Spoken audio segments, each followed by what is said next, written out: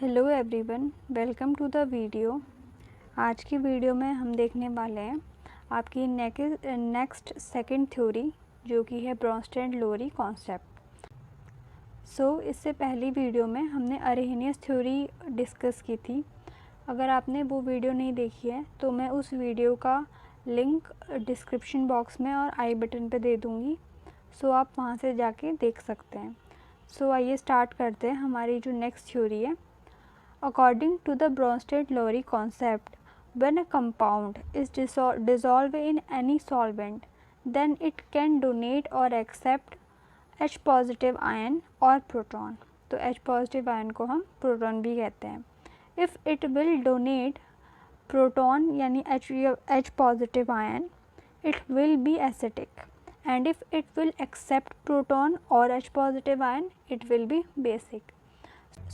Arrhenius ने H positive ion और OH negative ion की बात की थी। अगर आप किसी भी सब्सटेंस को वाटर में डिज़ोल्व करते हो और वो आपको H पॉजिटिव आयन देता है, ये प्रोड्यूस करता है, तो वो एसिड होता है। एंड अगर वो OH नेगेटिव आयन यानी हाइड्रोक्साइल आयन ग्रुप प्रोड्यूस करता है तो वो बेसिक होता है। तो इस तरीके से अरहेनियस ने अपनी थ्योरी दी थी for acid and base, and Bronsted Lowry ने अपना कॉन्सेप्ट दिया है in the form of accept और donate the H positive ion और प्रोटॉन। ब्रोंस्टेड-लोरी कॉन्सेप्ट क्या कहता है, अगर आपका कोई भी substance H positive ion donate करता है तो वो एक एसिडिक नेचर शो करता है, और अगर कोई भी सब्सटेंस एक्सेप्ट करता है H पॉजिटिव आयन तो वो बेसिक नेचर शो करता है। तो इस तरीके से यहाँ पे आपके एग्जांपल्स हैं HCl और NH3। अगर आपको नहीं पता है कि एसिड है या बेस, HCl हम देखते हैं कि आपका Cl नेगेटिव प्रोड्यूस कर रहा है, यानी आपका H पॉजिटिव आयन जो है वो ये डोनेट कर रहा है। तो अगर डोनेट कर रहा है तो HCl आपका एसिड होगा। NH3 जो अमोनिया है वो हमारा H पॉजिटिव जो आयन है उसे एक्सेप्ट कर रहा है, तो ये बेस होगा। तो इस तरीके से आपके एसिड एंड बेस रिएक्ट करके आपके एसिड एंड बेस बनाएंगे। आगे हम इन्हें देखेंगे। आपका अगर एसिड है तो वो Cl नेगेटिव प्रोड्यूस कर रहा है, तो वो एक कॉन्जुगेट बेस बना रहा है, एंड जो NH3 है वो H पॉजिटिव एक्सेप्ट कर रहा है, तो वो एक कॉन्जुगेट एसिड बना रहा है। तो इस कॉन्सेप्ट को भी हम इसी कॉन्सेप्ट में यानी ब्रोंस्टेड-लोरी कॉन्सेप्ट में पढ़ेंगे आगे। आपका सेकंड पॉइंट भी सेकंड एग्जाम्पल भी इसी तरीके से है, HCl और H2O का। आप इसे देख सकते हैं। यहाँ पे एक नोट है, the acid base reactions are regarded as proton transfer reaction. इस जो कॉन्सेप्ट है इसे आप प्रोटॉन ट्रांसफ़र रिएक्शंस भी कह सकते हैं, इस तरीके के रिएक्शंस, क्योंकि ये आपका जो कॉन्सेप्ट है वो बताता है। अगला यहाँ पे टॉपिक है एम्फोटेरिक सब्सटेंस। तो एम्फोटेरिक सब्सटेंस क्या होते हैं वो देख लेते हैं। There are certain substances such as H2O, HCO3 negative, HSO4 negative, etc., which are capable of donating as well as accepting the proton. These substances are called amphoteric substances. तो ऐसे substance हैं आपके जैसे H2O, HCO3 negative, HSO4 negative, जो कि क्या करते हैं आपके H पॉजिटिव आयन को डोनेट भी कर सकते हैं एंड एक्सेप्ट भी कर सकते हैं। तो ऐसे सब्सटेंसेस को हम एम्फोटेरिक सब्सटेंस कहते हैं। अभी तक मैंने आपको जितने पॉइंट समझाए हैं, आई होप आपको समझ में आ गए होंगे। सेकंड पॉइंट देख लेते हैं आगे। तो इसमें एग्जांपल दे रखा है, अगर एम्फोटेरिक का ही है, जैसे यहाँ पे इसका एग्जांपल था H2O, वही एग्जांपल को लेके यहाँ पे आपको एक्सप्लेन किया गया है कि H2O आपका एक बेस भी हो सकता है और एक एसिड की तरह भी काम कर सकता है। तो देखते हैं H2O एज अ बेस किस तरीके से काम करेगा।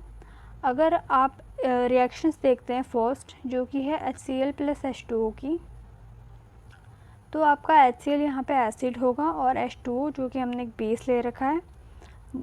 HCl जब डोनेट करता है H पॉजिटिव, यहाँ पे Cl नेगेटिव प्रोड्यूस करता है, and H2O H positive accept करता है। तो वो H3O पॉजिटिव आपका आयन बनाता है। तो इस तरीके से ये रिएक्शन होंगी। और एज अ एसिड के फॉर्म में अगर आप वाटर को देखते हो तो H2O अगर एक एसिड है तो NH3 आपका एक बेस है और इनकी रिएक्शंस होंगी। तो यहाँ पे जो H2O है वो OH नेगेटिव प्रोड्यूस करेगा जो कि एक बेस बनाएगा, एंड NH3 यानी अमोनिया आपका H पॉजिटिव एक्सेप्ट करके एसिड फॉर्म करेगी। तो इस तरीके से आपका एम्फोटेरिक का ये एग्जाम्पल हो गया। इसी थ्योरी में आप इसे ऐड कर सकते हैं। अभी मैंने जिस टॉपिक के बारे में आपसे बात की थी जो कि है कॉन्जुगेट एसिड एंड बेस, तो उस टॉपिक को हम पढ़ेंगे अब यहाँ पे। यहाँ पे है, in a chemical reaction an acid will donate H positive या proton and form an ion which has strong affinity towards H positive ion and it will be easily accept H positive ion and act as a base. It means that in a given acid and base exist in a form of pair. तो अभी जैसे मैंने आपको पहले भी यहाँ पे example बताया था, आपका HCl यहाँ पे H पॉजिटिव डोनेट कर रहा है और Cl नेगेटिव बना रहा है। Cl नेगेटिव यहाँ पे एक बेस काम कर रहा है, तो आपका जो एसिड है वो कॉन्जुगेट बेस बना रहा है। तो वही यहाँ पे लिखा गया है, so the pair of acid and base which have different number of proton are known as conjugate base acid base pair. तो कॉन्जुगेट एसिड बेस पेयर किस तरीके से बनते हैं आपको मैंने पहले एक्सप्लेन कर दिया है। तो यहाँ पे क्या है, आपका HCl वो ये सेम रिएक्शन है आपकी HCl प्लस NH3 की। HCl आपका H पॉजिटिव डोनेट करेगा एंड Cl नेगेटिव देगा जो कि बेस बनाएगा, and ammonia H positive ion जो है वो एक्सेप्ट करके NH4 positive ammonium ion form करेगी जो कि एसिड के फॉर्म में प्रेजेंट होगा। तो इस तरीके से आपका अगर एसिड बनता है जो कि NH4 पॉजिटिव है, वो किससे बन रहा है, आपका बेस से बन रहा है, NH3 यानी अमोनिया से बन रहा है। तो NH4 positive is a conjugate acid of NH3 base. ठीक है, तो आई होप आपको ये समझ में आ गया होगा।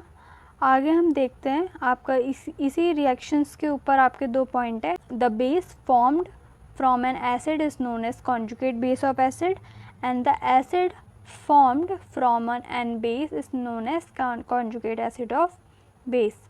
तो यहाँ पे क्या है आपका Cl negative is a conjugate base of acid HCl and NH4 positive is conjugate acid of base NH3. तो ये ट्रिक भी है, अगर आपको कोई क्वेश्चन आता है तो आप इस तरीके से इसे लिख सकते हैं। सो आई होप आपको इससे अच्छे से आपका जो conjugate acid base pair theory है या ये कॉन्सेप्ट अच्छे से समझ में आ गया होगा।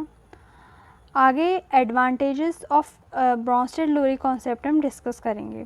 तो नंबर 1 है आपका, it can explain the basic character of substances like Na2CO3 NH3 etcetera which don't contain OH group and hence were not base according to Arrhenius concept. On the basis of that they accept proton. And second है, this concept is not limited to molecule but also cover the ionic species as acid and base. आपका third है, it can explain the acid base reaction in the non aqueous medium also. क्योंकि Arrhenius theory सिर्फ और सिर्फ aqueous medium में ही आपकी acid base reaction को explain कर पाई थी, बट जो ब्रॉन्स्टेड-लोरी कॉन्सेप्ट है वो नॉन एक्वस मीडियम में भी एसिड बेस रिएक्शन को एक्सप्लेन करता है। सो नेक्स्ट देखते हैं। सो नेक्स्ट हम यहाँ पे डिस्कस करेंगे लिमिटेशंस ऑफ ब्रॉन्स्टेड-लोरी कॉन्सेप्ट। तो आपकी जो ब्रॉन्स्टेड-लोरी कॉन्सेप्ट थी उसकी भी कुछ लिमिटेशंस थी जिसकी वजह से हम यहाँ पे नेक्स्ट थ्योरी पढ़ेंगे जो कि है आपकी लक्स-फ्लुट कॉन्सेप्ट। तो आइए देखते हैं ऐसे कौन कौन सी लिमिटेशंस थी जिसकी वजह से नेक्स्ट हम थ्योरी लाई गई। सो फर्स्ट है यहाँ पे, it can't explain the real behaviour of compound. Second है, this concept can not explain the acid base reaction taking place in non protonic solvent like SO2, liquid BF3, BRF3, AlCl3 etc. in which no proton transfer takes place. And third है, In case of non-polar solvent, this concept can't be applied because they will decrease the rate of reaction. तो ये 3 important यहाँ पे limitations थी जिसकी वजह से ब्रॉन्स्टेड-लोरी concept भी आपका एक्सप्लेन नहीं कर पाया था, एंड ये इसकी मोस्ट इम्पॉर्टेंट लिमिटेशन है जिसकी वजह से आपकी नेक्स्ट थ्योरी हम यहाँ पे पढ़ते हैं जो कि है लक्स-फ्लूट कॉन्सेप्ट। सो ये बहुत छोटी सी थ्योरी है तो हम इसे भी इसी वीडियो में कवर कर लेंगे। सो आई होप आपको अभी तक जितना मैंने ब्रॉन्स्टेड-लोरी कॉन्सेप्ट के बारे में बताया है आपको ये अच्छे से समझ में आ गई होगी। और साथ ही साथ आप इसका स्क्रीनशॉट भी लेते रहना ताकि आप अपना आराम से नोट्स भी प्रिपेयर कर लो। एंड आइए स्टार्ट करते हैं आपकी जो नेक्स्ट एंड थर्ड थ्योरी है जो कि है लक्स-फ्लूट कॉन्सेप्ट, जो कि आपकी एसिड एंड बेस को बताती है। So according to Lux Flood concept, a substance which can accept oxide ion are acid and a substance which can donate oxide ion are called base. So आपने अभी तक अर्हेनियस theory पढ़ी, उसके बाद ब्रॉन्स्टेड-लोरी कॉन्सेप्ट पढ़ा। जो आपका थर्ड है लक्स-फ्लूट कॉन्सेप्ट, ये किस तरीके से आपके एसिड एंड बेस को क्लासीफाई करता है वो यहाँ पे दिया गया है। अगर आपका कोई भी सब्सटेंस ऑक्साइड आयन एक्सेप्ट करता है तो वो एसिड होता है, और अगर कोई भी सब्सटेंस ऑक्साइड आयन डोनेट करता है तो वो बेस होता है। तो ये आपका लक्स-फ्लूट कॉन्सेप्ट कहता है। तो इस तरीके से आपका यहाँ पे रिएक्शंस हैं, जैसे कैल्शियम ऑक्साइड है, Ca डाइपॉजिटिव, यहाँ पे ऑक्साइड आयन क्या कर रहा है, ये प्रोड्यूस कर रहा है। सो इस तरीके से आपका यहाँ पे lux-flute concept acid and base को क्लासीफाई करता है।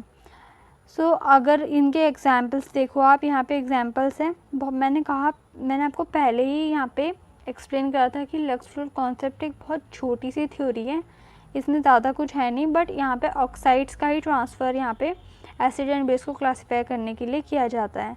बट यहाँ पे एक नोट है, according to Lux Flood concept, substance which show a tendency to lose or gain the oxide ion are termed as amphoteric.